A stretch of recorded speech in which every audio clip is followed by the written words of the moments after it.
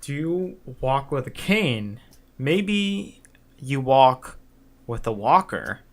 Maybe you have someone that does your yard work and then also gets you out of bed so that you could take a shit on the toilet without ruining your own bedding.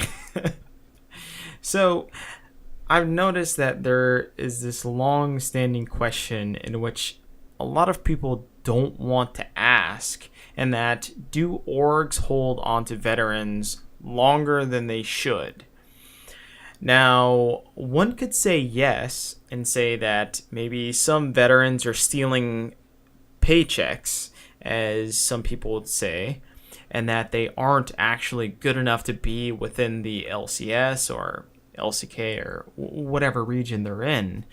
And some would also say that rookies don't get enough chance to get within the newer teams.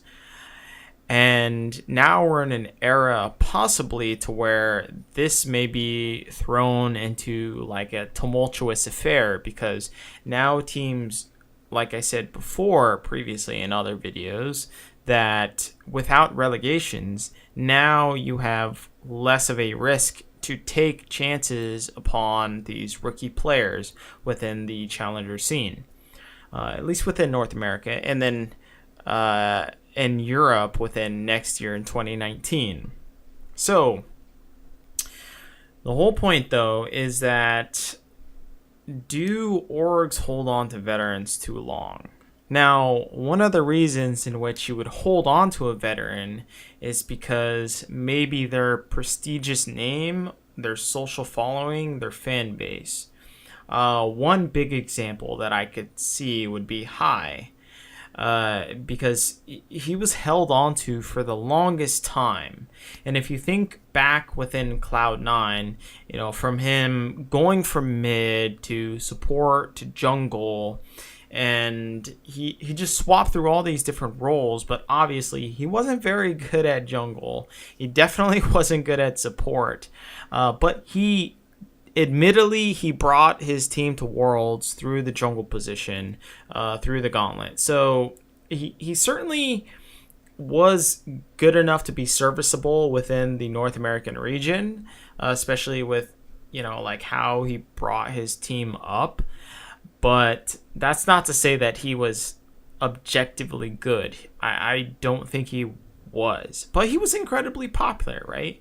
And that's also what's important when you determine a player's value. It's not just their performance, as all of us would like to believe. All of us would like to think that every job within the existence on the earth is based on merit, which it's sadly not, right? Sadly, there becomes politics within every single particular scene. It doesn't matter what scene that you're in, whether you're in plumbing, whether you're in computer science, professional gaming, journalism, whatever. There is always going to be politics. So, with that said, you should at least try and become serviceable or good in politics within your particular sector. And while High, he was very favorable, amicable, very popular. So he built his brand up, and that's what kept him within the scene for so long, regardless of his champion pool or his skill play. Another good example, Darshan. Darshan hasn't performed the best these last couple of splits. I'm not saying he's completely like shit tier, but he certainly hasn't performed to the level that we knew Darshan in the past. And with Doublelift on his team and him being able to split push and rely on the other side of his entire map to then draw attention so that he could split push, because that was what CLG was known for in the past. And so now he hasn't performed to his former self, and it's become apparent that he is not necessarily suited for the current CLG lineup. That's not to say that he's particularly bad, but that he's just not suited to fit within the current CLG lineup. So then it becomes, well, how long do you want to hold on to Darshan as CLG? Do you want to get rid of other people so that you could spread out the resources of the map? Or do you want to get rid of Darshan and have someone who is more of a tank or a team player in order to facilitate the top lane and then help out the rest of the map? So this is one question that CLG need to face within the off season. Ambition and Score are two of the biggest players that are against the grain. These are two players that are extreme veterans, like insane veterans. They've been playing the game since pretty much the beginning, and they have this control style. They don't necessarily require a lot of resources, and they facilitate what's going to happen around their lanes, particularly their solo lanes. So these two junglers know exactly what to do on the map and to facilitate their own laners. And so as an organization, do you say that you hold on to these veterans? Have you held on to them for too long? I would say no, because they've been able to facilitate the rest of their team. They've been team captains within their entire squad, with with KT and Mata, there's a little bit of different dichotomy there. But they've still had this control style, and I think it's still viable. And this is one of the instances in which, maybe you do hold on to those veterans because they are still being serviceable. Then there comes the idea of playing for a paycheck. Now, this is a grim topic. This is something that no one really wants to discuss, especially if you're a player or if you're a coach or if you're someone's friend within the scene. But it's got to be said that this has fucking happened, right?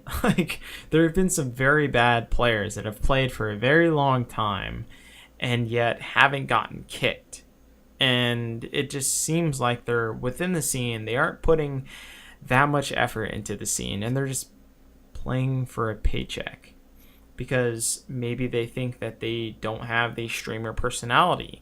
Because as contrary to belief, a streamer's personality is not very common. It takes effort. It takes emphasis, and it takes something to build upon, and you have to have this innate ability in the first place, or else you just aren't really going to make it, regardless of how well you play the game in the first place anyways.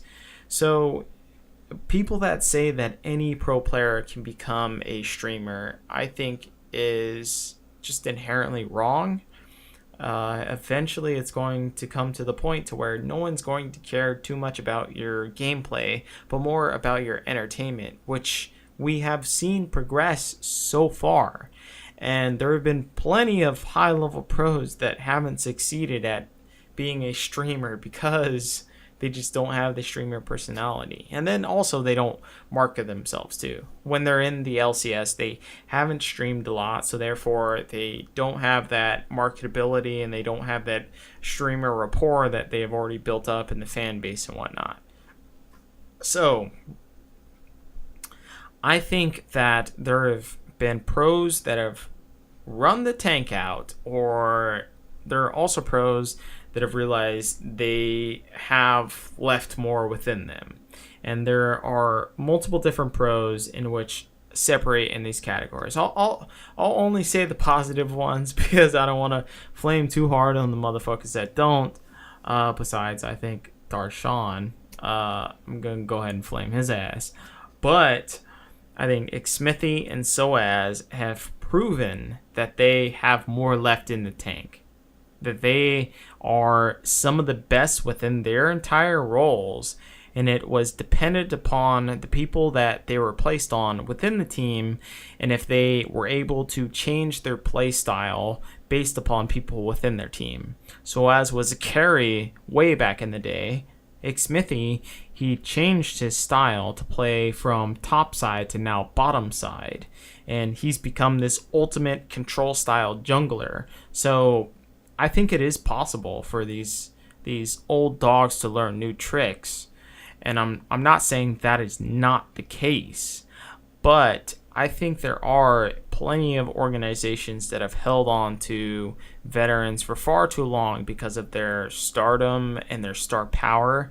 And I think that needs to be let go, because now we have systems in place to where these rookies can come up and usurp them and able to provide us a higher level of competition. That's my thoughts.